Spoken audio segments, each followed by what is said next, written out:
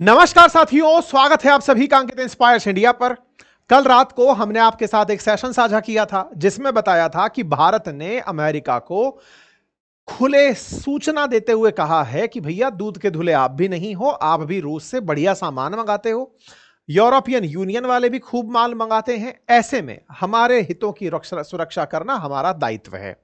कल के बाद से अब तक जितनी भी घटनाएं घटी उन्हें 3 मेजर टाइटल में डिवाइड कर रहे हैं और आज के सेशन में कवर करने जा रहे हैं। पहला, रूस ने अमेरिका के साथ 38 साल पुरानी अपनी ट्रीटी तोड़ दी है जिसके तहत परमाणु युद्ध बिल्कुल किनारे आकर खड़ा हो गया है, ऐसा कहा जा सकता है। लेकिन मैं ये नहीं कहूंगा इंडियन मीडिया की तरह कि भाई साहब कल फटने वाला है परमाणु बम। हाँ, मतलब एक बेड़ी और टूट गई, आगे क्या होगा वो देखने वाली बात होगी। दूसरी इंपॉर्टेंट बात, रूस खुलकर भारत के समर्थन में आ गया है जिसने कहा है कि भाई इंडिया एक सॉवरेन नेशन के तरह से उसके पास सारे राइट हैं अपनी सुरक्षा करने के, अपने हितों का ध्यान रखने के। उस पर भी आज प्रकाश डालेंगे। और तीसरा, इन सबसे भड़के हुए ट्रंप ने फिर एक बार धमकी दे दी है और अभी अभी ताजा ताजा प्राप्त धमकी के अनुसार अगले 24 घंटे में अमेरिका भारत पर और ज्यादा टैरिफ लगाने वाला है। वो तो हमने कहा ही था, 7 अगस्त से पहले पहले हमारे ऊपर 25% टैरिफ प्लस पेनल्टी लगने की बात है।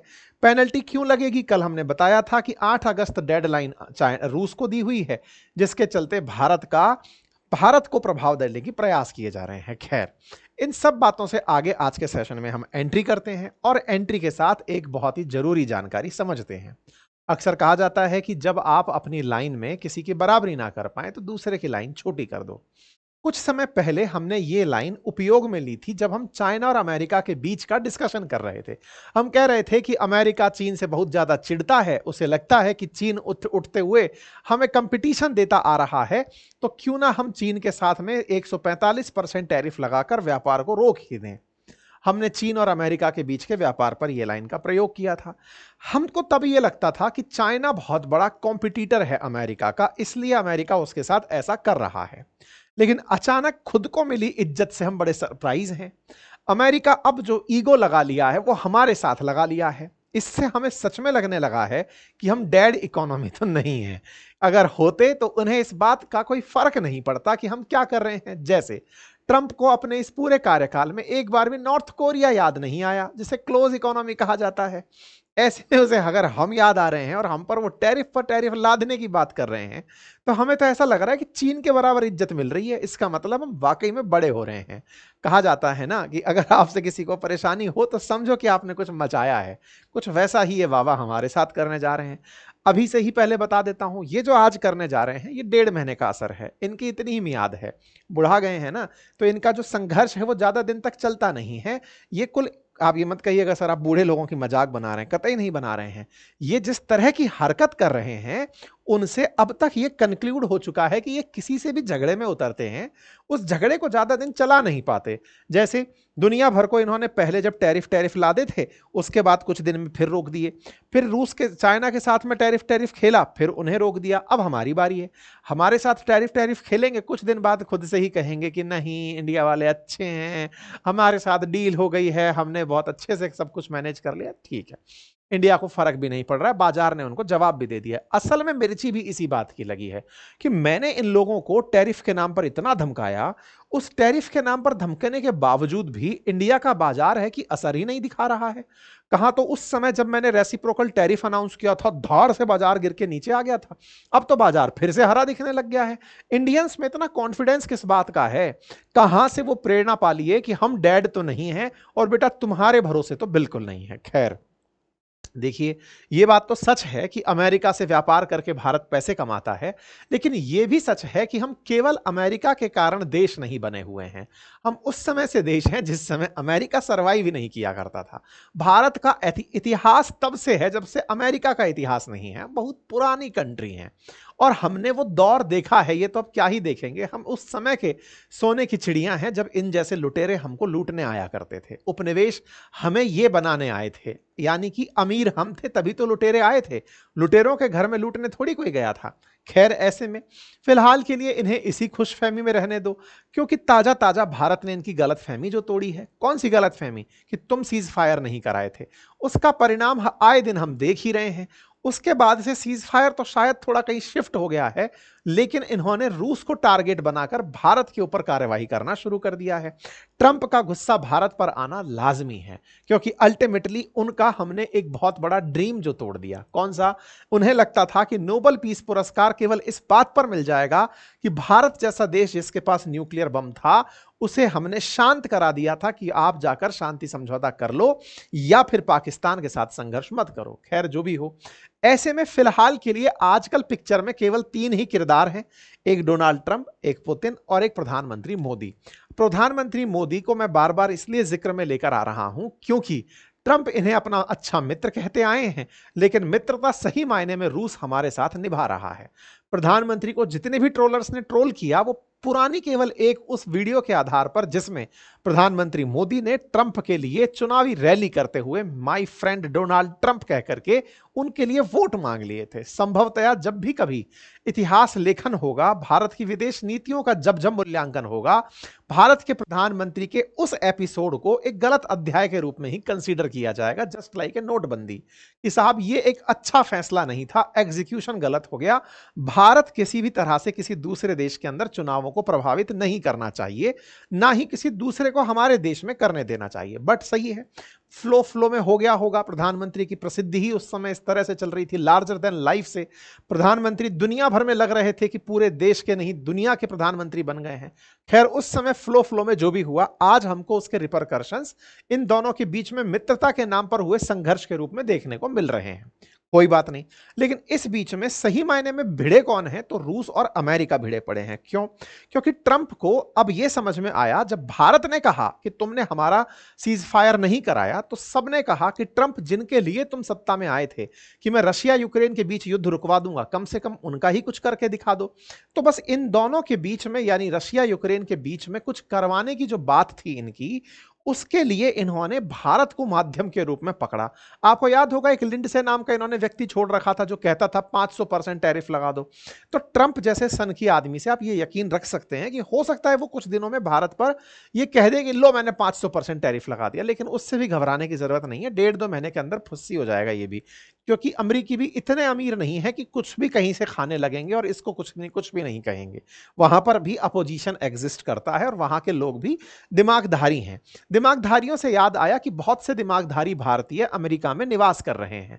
थोड़ा बहुत वो भी अगर सक्रिय हो जाएं ये बताने के लिए कि भारत से हमारी रूट्स जुड़ी हैं और हम भारतीय मूल के होने पर शर्मिंदा नहीं हैं, अगर उनके अंदर थोड़ा बहुत भी भारतीयता बची है, कम से कम वो भी इसके ऊपर प्रेशर ग्रुप की तरह काम कर सकते हैं। खैर, जो भी है, फिलहाल वो तो अपनी नागरिकता बदलकर खुश ही होंगे। आगे चलते हैं तो साथियों, भारत के संदर्भ में रूस और ट्रंप आपस में भिड़े पड़े हैं और भिड़े पड़े में दोनों एक दूसरे की तरफ, उधर रूस के पास न्यूक्लियर सबमरीन भेजी जा रही है तो इधर से रूस इनको धमका रहा है। ये सब खेला चल रहा है और कल रात को जब हमने सेशन किया था, आपको बता दिया था कि भारत ने साफ साफ कह दिया है अपने इस पैगाम में कि in this background the targeting of India is unjustified and unreasonable. हर मेजर इकोनॉमी की तरह इंडिया के पास अपने हितों की रक्षा करने का पूर्ण अधिकार है। भारत का जो ये पैगाम गया, इस पैगाम के बहुत मायने निकल कर आए और उस मायने में सबसे ऊपर पुतिन का मायना था।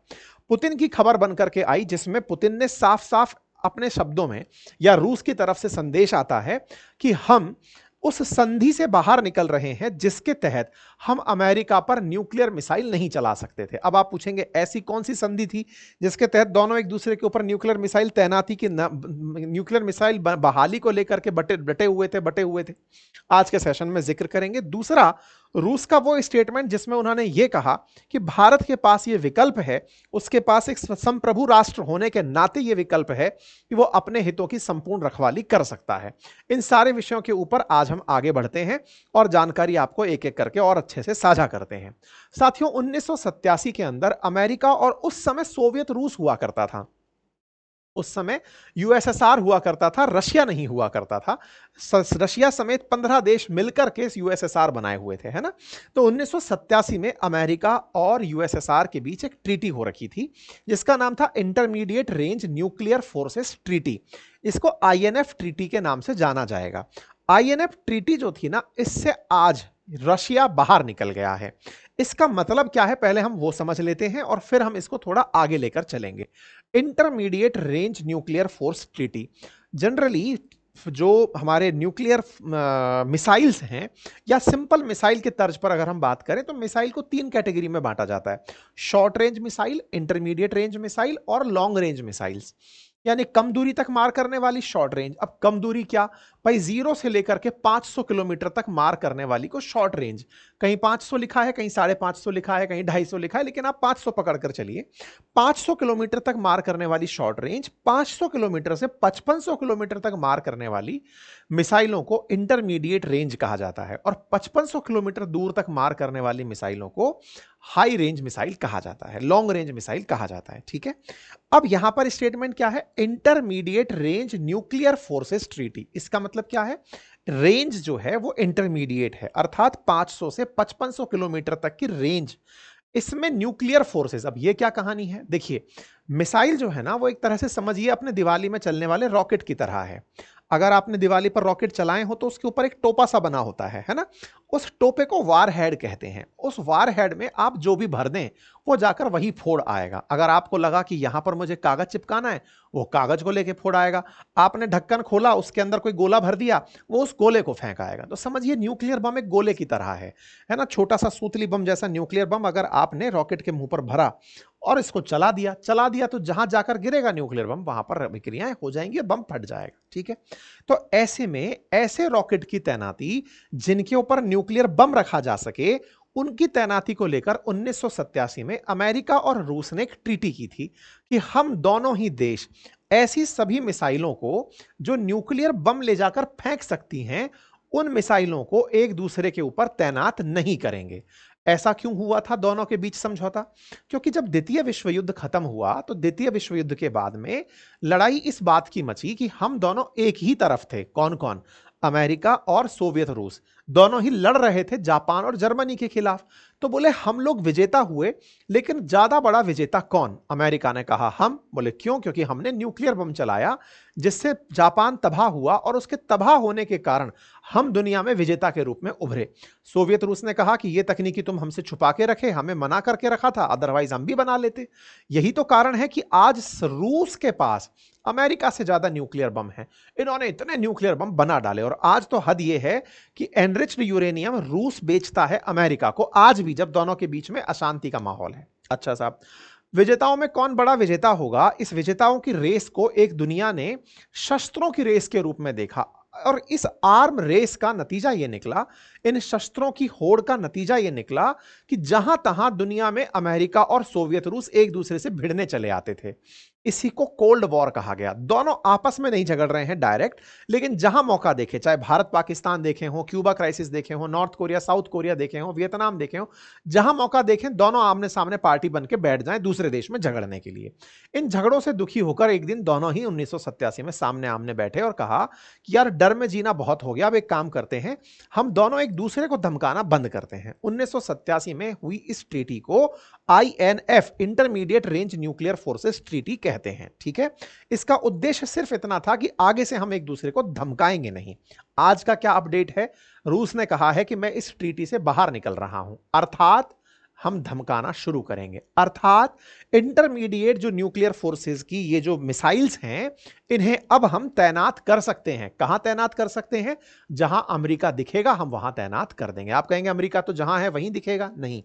अमेरिका के दुनिया भर में जितने भी ठिकाने हैं उनको भी अगर हमें टारगेट करना है तो उनके लिए हम मिसाइल लॉन्च कर सकते हैं, वहां मिसाइलें तैनात कर सकते हैं। हम उस संधि से बाहर निकल रहे हैं। अब आप पूछेंगे ऐसा अचानक क्यों हुआ? ऐसा अचानक इसलिए हुआ कि 2019 में अमेरिका यह कहते हुए इस ट्रीटी से बाहर आ गया था कि भाई देखो, अमेरिका को लगता है कि रूस इन सब बातों को मान नहीं रहा है, वो कहीं ना कहीं अपनी मिसाइलों की टेस्टिंग कर रहा है, इसमें टेस्टिंग नहीं करनी चाहिए थी। रूस चूंकि ये सब बातें नहीं मान रहा है, इसलिए अमेरिका खुद इस ट्रीटी से बाहर आ रहा है। जब ट्रंप पिछले बार थे तब वो इस ट्रीटी से बाहर आने के लिए कह चुके थे। अमेरिका ने इसी के चलते अपने यहां पर टेस्टिंग एंड ऑल करना शुरू कर दिया था। अमेरिका लगातार 4 यूरोपियन नेशंस के अंदर अपनी मिसाइलें तैनात करना शुरू कर दिया था। यानी कि 2019 से 25 के बीच में अमेरिका ने long range missiles European countries में, जर्मनी में, इन सब में अपॉइंट करना शुरू कर दिया था। पलाऊ में अपॉइंट करना शुरू कर दिया था, फिलीपींस में अपॉइंट करना शुरू कर दिया था कि भाई मैं मिसाइलों को लगा रहा हूं क्योंकि मैं अपनी तरफ से रशिया के साथ अपने ट्रीटी तोड़ चुका हूं। 2019 में अमेरिका एक तरफा इस ट्रीटी से बाहर आ गया था। आप कहेंगे सर जब ट्रीटी दो देशों के बीच हुई थी तो अमेरिका के बाहर आने के बाद रूस का बाहर आना तो स्वतः ही स्वाभाविक था। नहीं, रूस ने कहा यूनिलेटरली अमेरिका बाहर निकला है, मैं नहीं। ऐसे में अमेरिका के प्रेजेंस में रूस ने 2019 से 25 तक इस ट्रीटी को चलाया, लेकिन आज उसकी नजर में वो स्थिति पैदा हो गई है कि अमेरिका के सामने अब हमें खड़े हो जाने की आवश्यकता है। आवश्यकता है कि हम भी अपनी तरफ से मिसाइलों को ले जाकर अमेरिकी ठिकानों के सामने लगाकर खड़ा कर दें।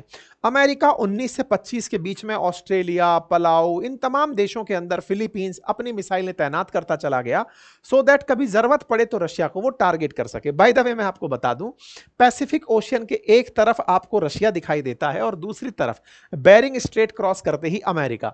हमको दिखता मैप जब अपना वाला देखते हैं तो लगता है एक तरफ रशिया पड़ा है, फिर अटलांटिक ओशियन क्रॉस करोगे तब जाकर अमेरिका आएगा। नहीं, एक मात्र छोटी सी स्ट्रेट है 100-150 किलोमीटर टाइप की बेरिंग स्ट्रेट, उसे क्रॉस करोगे तो आमने सामने अमेरिका और रशिया बैठे हुए हैं और यही इन दोनों के बीच में सबसे बड़ी बवाल का कारण भी है। ठीक है, ऐसे में अमेरिका के द्वारा तमाम वो प्रयास किए जाते रहे जो मिसाइलों को बढ़ावा देने के लिए और रशिया के सामने तैनात करने के लिए थे। आज जाकर के रूस ने अपनी तरफ से कहा है कि भाई जब इतना कर ही लिए हो तो अब हम भी कर लेते हैं। मैं आपको बता दूं कि अमेरिका और रूस के बीच में एक नहीं कई ट्रीटी ऐसी एग्जिस्ट करती हैं जिन ट्रीटीज में यह तय होता है कि अमेरिका और रूस मिलकर के दुनिया के सामने शांति के दूत बनेंगे। धीरे धीरे ये सारी ट्रीटियां अब टूटती जा रही हैं, उनमें से आईएनएफ त्रुटि एक है। ये आईएनएफ त्रुटि की जो मैं बात कर रहा हूं ये साइन की गई थी रोनाल्ड रीगन और मिखाइल गोर्बाचोव के बीच में 1987 में, जिसके तहत जैसे ही ये ट्रीटी साइन हुई थी 1987 में तो लगभग 2600 से अधिक मिसाइलें दोनों तरफ की नष्ट की गई थी, जिनमें से अमेरिका ने 846 मिसाइलें नष्ट की थी और मॉस्को ने 1846 मिसाइल्स। आपके सामने ये जो मैप दिखा रहा है ये बताता है कि दोनों देशों ने एक दूसरे के डर को खत्म करने के लिए जहां जहां दोनों की अपनी अपनी प्रेजेंस थी उन उन जगहों पर मिसाइलों को बर्बाद कर दिया था, कैंसिल कर दिया था, खत्म कर दिया था कि नहीं भाई अब मिसाइल यूज नहीं करेंगे क्योंकि एक दूसरे को नहीं धमकाना है। 1987 से अब जाकर के अगर ऐसा कुछ हुआ है तो इसका मतलब कुछ तो ऐसा है जिससे दोनों को लगता है कि हां हम फिर से आमने सामने आकर खड़े हो सकते हैं। तो क्या है, आइए दोनों की ताकत जांच लेते हैं। रूस अमेरिका से ज्यादा न्यूक्लियर बम रखता है, वहीं अमेरिका रूस से ज्यादा एयरक्राफ्ट रखता है। जहां अमेरिका के पास 13,000 एयरक्राफ्ट हैं तो रूस के पास मात्र 4,292 एयरक्राफ्ट हैं। लेकिन न्यूक्लियर बम के मामले में रूस के पास 4300 न्यूक्लियर बम उपस्थित हैं। फोर्सेस लैंड पर दोनों के पास लगभग बराबर हैं, टैंक्स की संख्या में रूस काफी आगे है और नेवल फ्लीट के अंदर लगभग दोनों बराबर हैं। दोनों उन क्षेत्रों में लीड लिए हुए हैं जिससे ये दोनों एक दूसरे को बराबर पाते हैं। कोई कहता है मैं एयरक्राफ्ट के साथ ज्यादा हूं तो फिर वो कहता है मैं न्यूक्लियर बॉम्ब के साथ ज्यादा हूं। अर्थात दोनों इस तरह से एक दूसरे के सामने हैं कि हमला कोई किसी के ऊपर नहीं कर सकता क्योंकि सबको अंत परिणति पता है। यही कारण है कि रूस ने अमेरिका से साफ कहा है कि खास रूप से ट्रंप आप इस तरह की बयानबाजियों से बचें जो कि एक दूसरे को उकसावा देने के लिए हों। ऐसे में अगर रूस इस तरह की चीजों से बाहर निकलकर आता है तो इसका मतलब साफ है कि आगे आने वाले समय में वो अमेरिका को किसी ना किसी प्रकार से धमका पाएगा। ये तो हुआ एक स्टेप। अब चलते हैं दूसरे फेज की तरफ, और वो क्या है? असल मायने में जिस तरह से ट्रंप भारत को धमकाए जा रहे हैं या दुनिया को टैरिफ के नाम पर धमका रहे हैं, लोग खुलकर अब चर्चा करने लगे हैं कि क्या आपको नहीं लगता कि ये फिर से नव उपनिवेशवाद आ गया है? एक समय था साथियों जब कॉलोनियलिज्म चलता था, उपनिवेशवाद चलता था। भारत उपनिवेश था किसका? ब्रिटिशर्स का उपनिवेश था, जहां पर वो हमारे यहां राज करते थे, हमारे संसाधनों का उपभोग करते थे, हमारी वेल्थ को ड्रेन करके यहां से ले जाते थे। लेकिन आज के दौर में हम पर राज अमेरिका भले ही ना करता हो, लेकिन ट्रीटमेंट वो ऐसे ही दे रहा है जैसे वो हम पर राज करता है। इस तरीके के राज में जब अमेरिकी कंपनियां भारत के लगभग हर सेक्टर को प्रभावित कर सकें, अमेरिका की ताकत भारत की राजनीति को प्रभावित कर सके, अमेरिका की नीतियां भारत के दुनिया के साथ संबंधों को प्रभावित कर सकें, तो एक प्रकार से हम उपनिवेश ही तो हुए। आज हम पर जिस तरह से अमेरिका अपना राज चलाना चाह रहा है इसी को ही नव उपनिवेशवाद कहा गया है कि आप किस देश के साथ संपर्क रखेंगे, आप किस देश के साथ तेल खरीदेंगे, व्यापार करेंगे, यह तय करने वाला अमेरिका अगर सरवाइव कर रहा है और वो करके खुलेआम कहने को तैयार हो रहा है, इसका सीधा सा अर्थ यह भी तो है कि आपको अभी भी अपना उपनिवेश बनाया हुआ है। इसे ही तो नव उपनिवेशवाद कहा जा रहा है। इस पर एक बहस छिड़ गई है कि यह तरीका आज के दौर के नव उपनिवेशवाद का है। ऐसे में रूस का मानना है कि भारत को एक स्वतंत्र राष्ट्र के रूप में, एक संप्रभु देश के रूप में अपनी इमेज को बरकरार रखना चाहिए और इस बरकरारी में अगर कोई भी देश भारत के साथ सैंक्शन खेलता है तो भारत का स्टेटमेंट यही होना चाहिए कि वो एक बड़ी अर्थव्यवस्था है और वो अपने हितों का ध्यान रखने के लिए तैयार है। ठीक है साहब।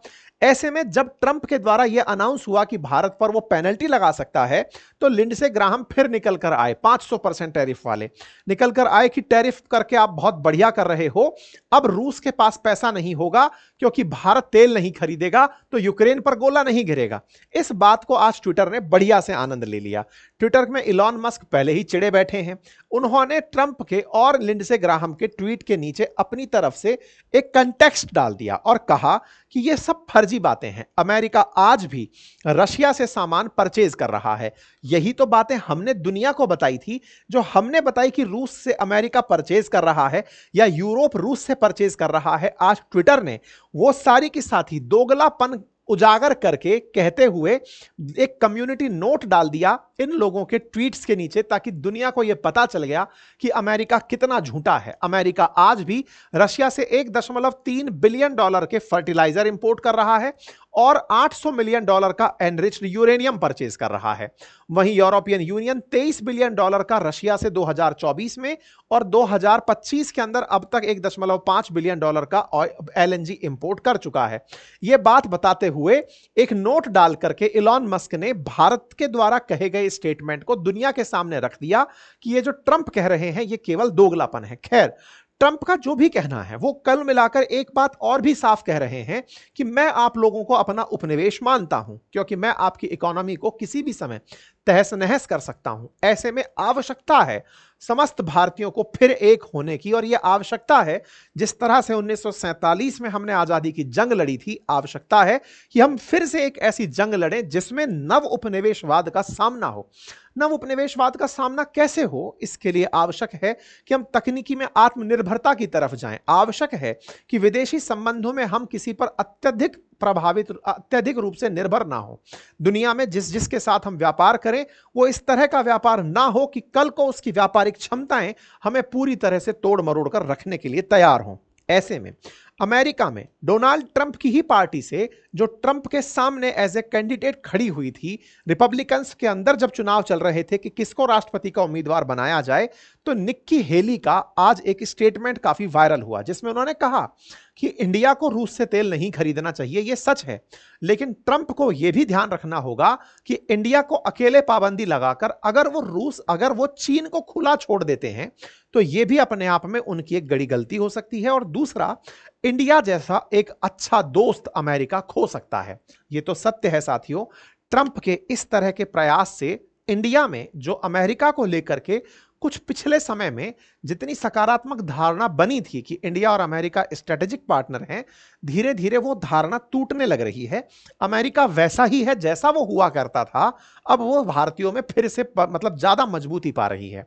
इसका सीधा सा अर्थ है कि आने वाले समय में अमेरिका के प्रति भारत का रवैया अब बहुत सजग रूप से होगा, और हो सकता है कि भारत की नीतियों को अब अमेरिका प्रभावित उतना गहराई से ना कर पाए। यही कारण है कि अमेरिका ने अपने इस रुख को खुलेआम रख दिया है कि आने वाले समय में मैं अपना टैरिफ और बढ़ाऊंगा।